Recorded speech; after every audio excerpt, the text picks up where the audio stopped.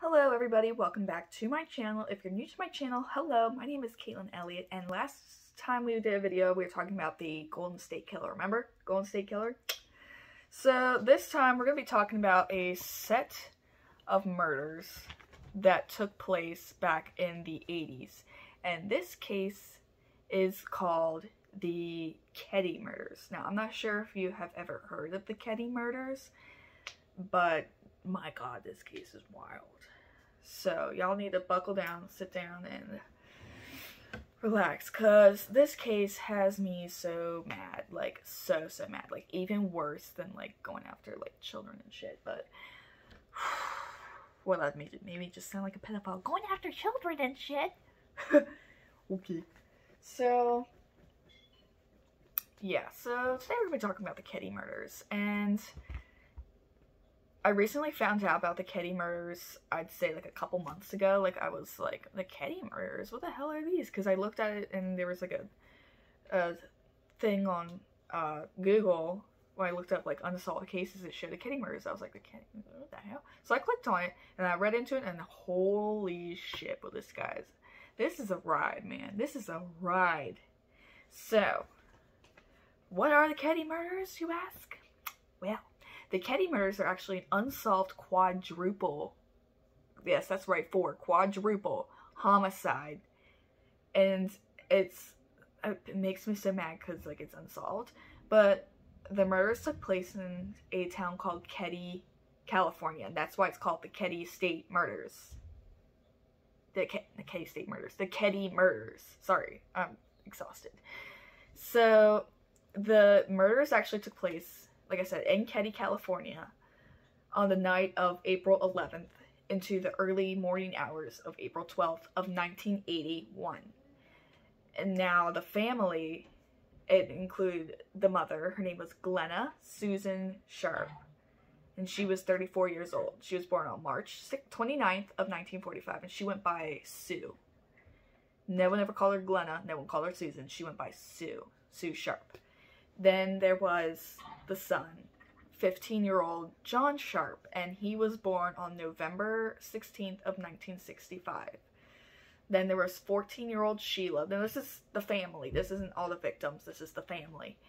And there was 12-year-old Tina. She was born on July 22nd of 1968. There was 10-year-old Rick, who was born in, I believe, 1971 or 1970, and then there was 5-year-old Greg. So there was quite a lot of kids. So her ex-husband, we're talking about Susan's ex-husband. She went, like I said, she went by Susan. She didn't go by Glenna. He was named James Sharp, and he was extremely abusive. And she decided that she had had enough, and she left him.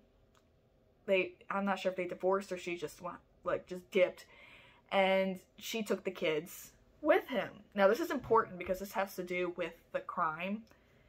So she ended up getting in contact with her brother. His name is Don, and her brother Don was living in California and suggested that they move to California as well. So she was like, okay, cool, I'll move there with my family so we can be close by to my brother, which isn't a bad idea, you know. And so then she was, of course, whenever people start, they move to a new place, the first thing they want to look for is a new home. So she starts looking at these homes, like, what should I get? What should I buy? So she ended up finding this small trailer, and her brother had previously owned it, and she started just living there. But that ended up not being enough for her, and because remember, she wanted a place of her own. She didn't want to be, you know, in debt to her brother by living in, you know, his little trailer that he had. She wanted her own place, something that made her feel, you know, like an adult, you know? None of us still want to be living with our parents or siblings. Like, yeah, just be downstairs in a second, Mom. You know, like, I'm sure she was just want to be an independent woman. So she ended up moving to Keddie, California, and she found a cabin there. And the cabin, it blew their mind because it ended up being like twice the size of the trailer had been. So she was like, hell yeah, we need this. This has extra space, extra rooms. This will be perfect for us. Especially because, like I said, they have like 5 kids, so. Well, she has 5 kids, so she was just thrilled. So, this case, like I said, we're going to be talking about the April 11th of 1981. This was the day, well, the night of the murders. So we're talking about early in the day. So around 11:30 in the morning, Sue, her daughter Sheila, and her youngest son Greg, they traveled to the home of the Meeks family to pick up Rick, because Rick was there with, you know, his friends. He's a 10-year-old, and Greg was the 5-year-old, the little boy. So Rick was at baseball tryouts in Quincy, and on the way there to, you know, pick up Rick, who was at the baseball tryouts, they went to go pick up John and his friend Dana. Now, Dana's important as well. She was born on February 8th of 1964. So, like I said, on the way there, they picked them up, and at 3:30 p.m., John and Dana, the friend that they had picked up, they were hitchhiking again. They like to hitchhike, because remember, this is back in the early 80s, and at the time, like, everybody hitchhiked everywhere, which now we know is not safe. You don't accept rides from strangers unless it's, like, Uber or something. So, they were hitchhiking again back to Quincy, and people noticed them in downtown Keddie. They reported seeing them there. And that same night, Sheila, the 14-year-old, she went over to the Seabolt family home. Now, the Seabolt family was the family that lived in the cabin, I believe, like, next to them. Yeah, I believe it was right next to them.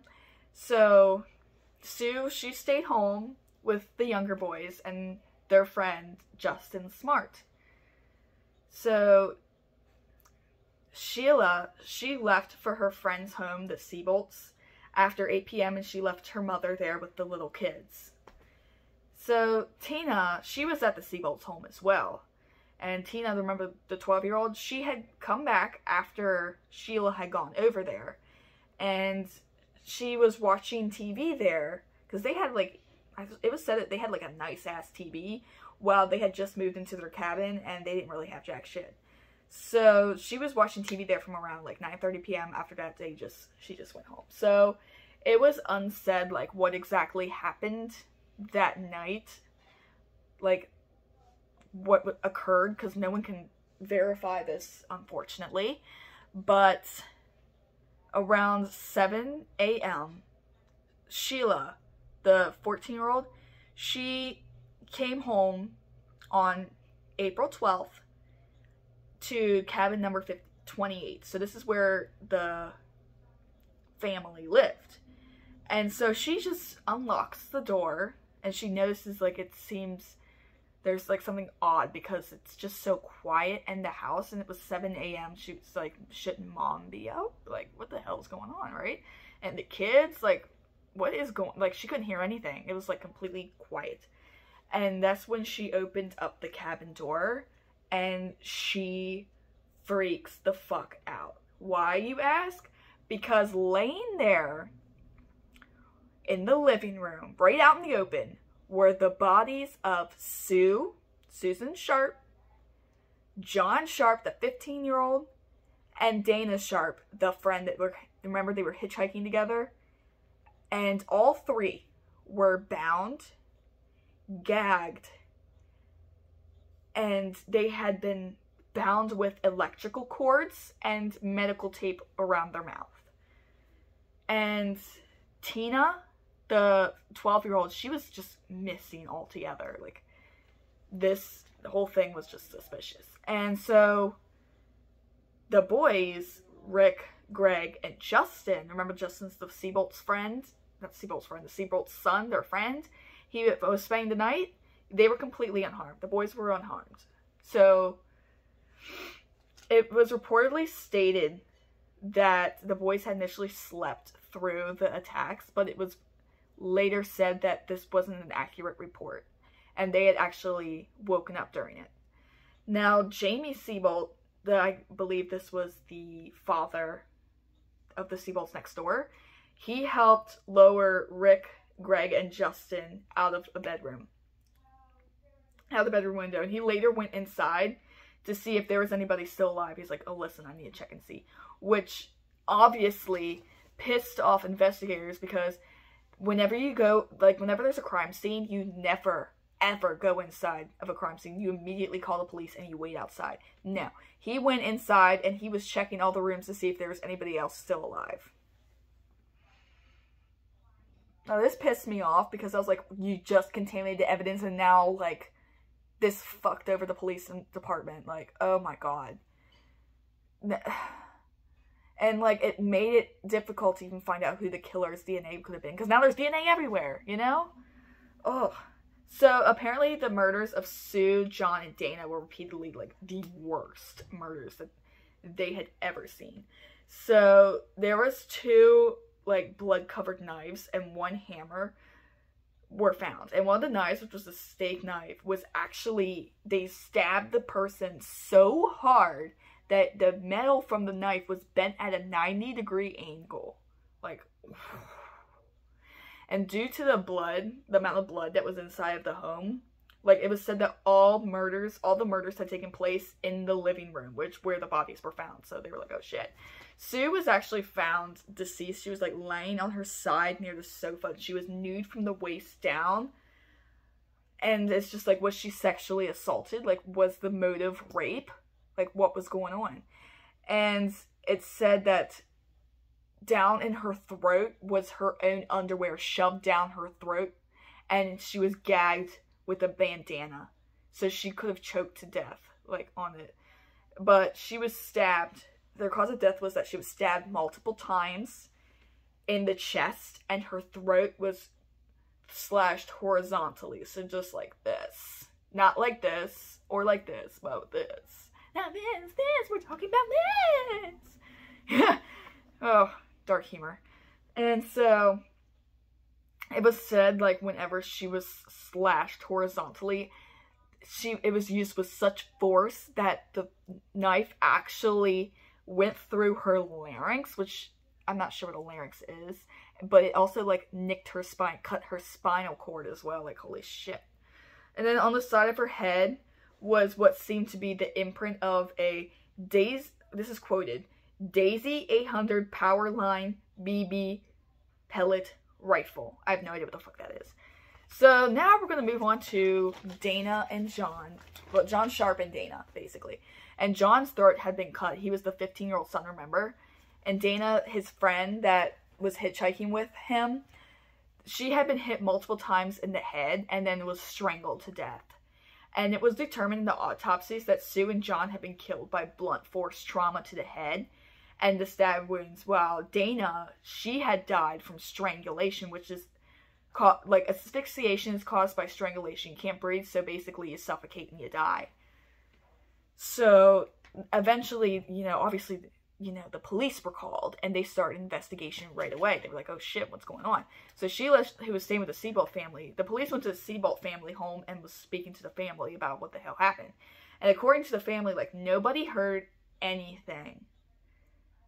Like, it's so weird because, like, they live next door. Like, what the fuck? So a family living in cabin number 16 stated that they had woken up at 1:15 in the morning. They were like, yeah, what the hell's going on, right? And they claimed that they had heard, around this time, muffled screaming, which would make sense because remember they were all bound and gagged. Like, they heard muffled screaming, so it's like, oh shit.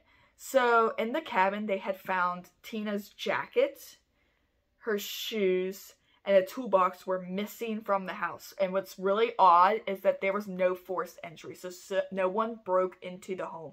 Someone had obviously been let into the house, and this person did this to the family. Like, what the fuck? And it was said that the telephone was off the hook, and the line had been cut. So whoever did this knew exactly what the hell they were doing. Like, this was planned out. This was a premeditated murder, if you ask me. Like, this person knew exactly what the hell they were doing. So, also the drapes were closed, which it's odd to me that they would close the drapes. But then again, I had to think about it was at night, you know, if they had the lights on or whatever, this person would have been seen, you know, we don't want that, right? So, the main suspect in this case was a man named Marilyn Smart. Remember the Smart family, Justin and all? We'll get into him too as well, but this was his father. So he is the main suspect of this whole case. And a neighbor had claimed that there was a claw hammer at his house, at the neighbor's house. And he was like, listen, my claw hammer, like, just disappeared. Not the neighbor. So the Smart family, Marilyn Smart, he claimed this. He was a neighbor. I'm sorry. I'm tired. So he said, my claw hammer mysteriously disappeared from my home. I haven't seen it. And you remember they died from blunt force trauma to the head? So the Plymouth County Sheriff at the time, his name was Sylvester Thomas, he stated that he felt like the Marilyn Smart dude was trying to lead suspicion away from him. He was like, no, I found, look at this over here, you know, like trying to do things to lead the police off of his trail. Which, if you ask me, is a little bit, you know, weird that you would do that. Especially if you tell everyone, oh, I'm not guilty, you know. Like, clearly you're guilty if you're trying to do stupid shit like that. Just saying. Just saying. So, now we're going to talk about what else. Like, people also, like, interviewed and stuff. So besides Martin, like a ton of locals and neighbors, they were all interviewed too about like what the hell happened, because you know, obviously the neighbors, they had to know about this. So several people, including the Seabolts where the Sheila was staying at, they stated that an unknown green van was actually parked outside of the Sharp family home at approximately 9 p.m. that night. So that's weird, because they were like, okay, none of these people around here own a van like that. Like, what the fuck? Why is this person here? Like, they were just so confused and lost. So,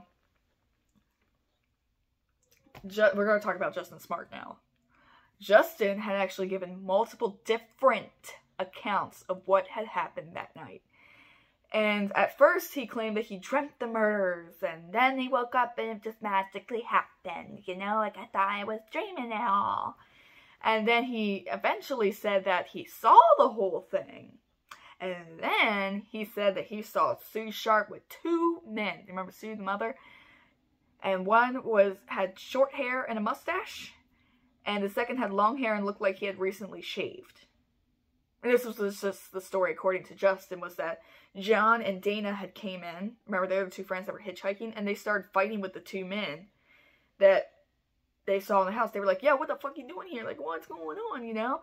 And then the men had taken Tina, supposedly had taken Tina out through the cabin back doors before she was led away and kidnapped.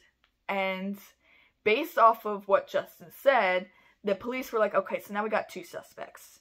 And now we have to figure out who these two suspects are. So based on what the police were told by Justin, the sketches were drawn of the two unknown people. And for some reason, they hired this artist named Harlan Embry. And the thing that pissed off a lot of people was that he had like zero artistic ability. Like, this is like someone from like kindergarten drawing a picture or something. And he had no training in the forensic, you know, science part of the police station and everything, and didn't have any idea how to draw any type of police sketches. Nothing like that, but they called upon him anyways, which I'm just like, why would you do that? Like, what was the point of calling someone that doesn't have any prior police training, doesn't know anything of what they're doing? Like, you call them in and like, hey, you want to help me with this case? And they're all like, hell yeah, you know?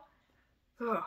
So the suspects, they were actually described as being in their late 20s to early 30s. One was between 5'11" to 6 feet 2 inches tall with dark blonde hair. And the other was said to be between 5'6" and 5'10" inches tall with dark black greasy hair. Ew.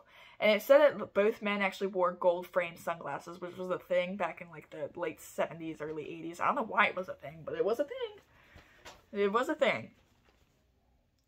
So, after that, there was a ton of rumors that began spreading around. They were like, okay, let's just talk about this case, y'all. let's talk about this. Let's let in some deets, right? Let's just gossip. Because, you know, like, that's how it is in small towns. Like, everyone just gossips all the time. Like, it's all anybody really does these days, just gossip. So, there were several, like I said, there were several rumors surrounding the case as to who killed the family and why they were killed. So, the first theory was that it was drug motivated. And that was quickly dismissed because there was no drug paraphernalia found at the crime scene. Which, if they were doing drugs or they were drug dealers, they would have had the drugs out there in the open. Unless they didn't have them and then they got pissed off and shot them. But even then, like... And then there was a woman named... Well, not a woman, but like a female. Her name was Carla Mcmullen. And she was actually a friend of the family. And she had stated that Dana Wingate, she was the friend that was hitchhiking with John and was also murdered. Listen, she stated that Dana had stolen an unknown amount of LSD, which is acid, from local drug dealers, like stole it. And she was unable to provide proof of this statement, but it said that this is what Dana did, which, if it's true, it could explain why these people were killed. But why would you kill a whole bunch of innocent people unless they witnessed it and you didn't want to leave any witnesses behind, which kind of makes sense, but... So, in December of 1983, it was said that the police department actually looked into a potential suspect of Henry Lee Lucas and Otis Tuwila.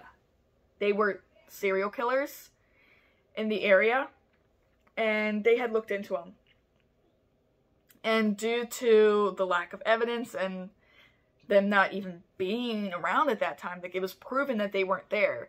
They were 100% completely ruled out as a suspect, so they were just done, you know? So, I mean, like, I would have been kind of upset, too. I would have just been like, what the fuck's going on, right? So, like I said, for the longest time, like, nobody knew what the hell happened to Tina. Tina wasn't at the crime scene. This was the 12-year-old daughter. And then finally, after, like, for the first few years, like, police regarded Tina to have been abducted by the people who killed the whole family, right? So, then on April 22nd of 1984, which was 3 years and 11 days exactly after the murders, it said that Tina was found. Before anybody gets all happy, it's not the best news, because this was just not what the friends and the family wanted to hear. Especially not Sheila. So, a bottle collector going around, you know, like, they go around and collect the bottles and stuff that they find, like bottle caps, old bottles, just everything that they could possibly find, you know, like little metal detectors type of shit.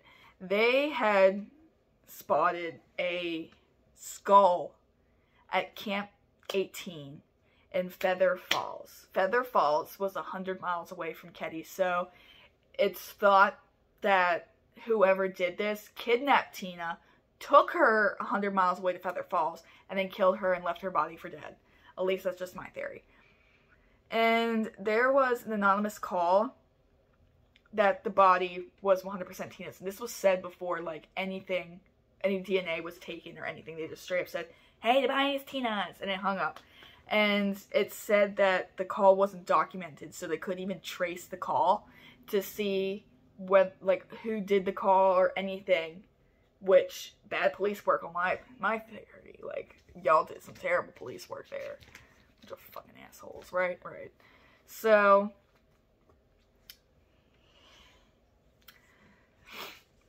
it was in June of 1984 when they decided to do DNA testing on the bones. And it was proven by dental records that the remains were 100% a match to Tina Sharp's body. This was a 12-year-old. Like, who the fuck kills little children? Like, what the fuck? So, near the remains, there were a couple of items. So, there was a blue nylon jacket, which it was just, like, one of those, like, zip-up windbreakers type of shit they had back in the 80s. There was Levi Strauss jeans, which was missing a back pocket. There was a blanket, which could have been stolen from the Keddie family home, which would make sense, especially like if it was there. I would have asked Sheila if she recognized it from their home, like, because it could have been stolen, like, fuck. So there was also a empty thing of medical tape, which could explain like what they were wrapped up with around like their arms and their face and everything. So let's talk about later developments in the case. No, but really though. So later developments in the case, like, unfortunately, back in 2004, the cabin that the killings took place in was destroyed back in, like I said, back in 2004, which pisses me off because they all could have found DNA on there. And it was probably done to erase essentially the painful memories of what happened there. But like I said, at the same time, it could have provided like tons of helpful DNA to help solve this case. Like, bunch of fuckwads. I'm telling you what, I was mad. So then in 2008, get this, this is what really like set the ball going. So Marilyn Smart, she was the wife of Martin Smart and the mother of Justin Smart. You remember the son? She claimed that her husband Martin and his friend John, aka Bo Boobabidi, I don't know, they were responsible for the Ketty murders, and she said that she had she had enough evidence to prove this. And she had stayed on the night of April 11th of 1981. She had left Martin and Bo at the bar at 11 p.m. She was like, okay, I'm tired, I'm gonna go home and sleep. And when she woke up around 2 in the morning the following day, she noticed that the two men were down in the kitchen area, which again, back then it was kind of uncommon for men to be in the kitchen, because you remember from the 80s, women in the kitchen, you know? And so she said they were burning something in the stove, and she said that Martin hated that Johnny Sharp with a passion, end quote, which really had me thinking, like, you hate a 15-year-old with a passion? A 15-year-old, this is her husband saying this, like, that he hated a 15-year-old. Like, what the hell? Then it was said that in the 2008 documentary, they were like, the sheriff was like, it couldn't have been Martin Smart because he passed the polygraph test. Remember the polygraph test? It was flying colors. He just passed it. Which I was just like, are they really that accurate though? Are polygraph tests really that accurate? Oh, sorry, my neck just cracked. Which, you know, I was like so pissed off. I was like, what the hell is going on? And so you're going based off of a polygraph test, whether or not, oh, it came back, he wasn't the killer. Now anything else, just a polygraph test. What the hell? Ugh, sorry, cracking. Ugh. And then there was an article that was published in the Sacramento Bee. I am so sorry, everybody. I'm exhausted. Martin Smart, he had apparently left Keddie to move to Reno, Nevada, not long after the murders had occurred. And he had sent a letter to Marilyn, his wife, that, and this is quoted, that he paid the price for her love. And now he's bought it back with the lives of 4 people, end quote. The letter was completely overlooked as evidence. They're like, that doesn't make any sense. It couldn't have been involved in this. What? Martin had actually told a counselor at the time, he was like, listen, I had to kill Tina because she was a witness to the whole thing, end quote. So it's just like, clearly this Martin guy he did it. He either did it or he knows the person that did it. He was in on it. He knows something that he's not telling anybody. So the aftermath of this whole thing was that Martin Smart, he ended up getting sick and dying of cancer in 2000 in Portland, Oregon. So he never got charged with anything. Then John Bo, he was actually involved in local crime that had happened, like, in Chicago, and he ended up dying in 1988, and it was under mysterious circumstances. Like, that's a little weird. Then this fucking pissed me off. This made me so mad. And on March 24th of 2016, there was actually a hammer that was found that matched the hammer that Marilyn Smart had said that he had been missing. And it was found in a local pond. So, again, all fingers were starting to point to Martin again. They're like, okay, that's his hammer. He must have thrown it out as evidence. Boom, case solved, right? Wait a second. From there, it was given to the Plumas County investigator named Mike Gramberg. So the sheriff Hagwood, he was 16 years old at the time of the Keddie murders, and he actually was said to know the family personally, whether or not he knew, like, John. It could make sense that he knew John and Sheila, because he's around their age. Like, they were 15 and 14, and he was 16, so he wasn't too much older than them. And he stated that the evidence had to have been intentionally put there. Like, it was there to lead people away or something like that. And then in 2016, there were a total of six suspects being looked at into the case. So, interesting. Then in 2018, in April 2018, DNA was actually taken from a piece of tape from the crime scene. Like the tape that they would use to bound the wrists and tape over their mouths. There was DNA taken from it, from the police. And the DNA that they found was matched the DNA of a living unnamed suspect. Now, ain't that some shit? So, as of today, in 2022, the case has not been solved, the missing living suspect has not been formally identified, and no one has ever been charged with the case of the Keddie murders. That is all I got for you guys today. Please like, subscribe, comment down below what your thoughts were on this video. Please share, let everybody know what happened, so maybe one day, the word will get out and this case will be solved. So, feel free to follow me on social media. I'll try to link some of them below. I also have a Facebook group called Caitlin Elliott True Crime, I believe. But that is all I have for you guys today. So thank you so much. Have a great rest of your day. Bye.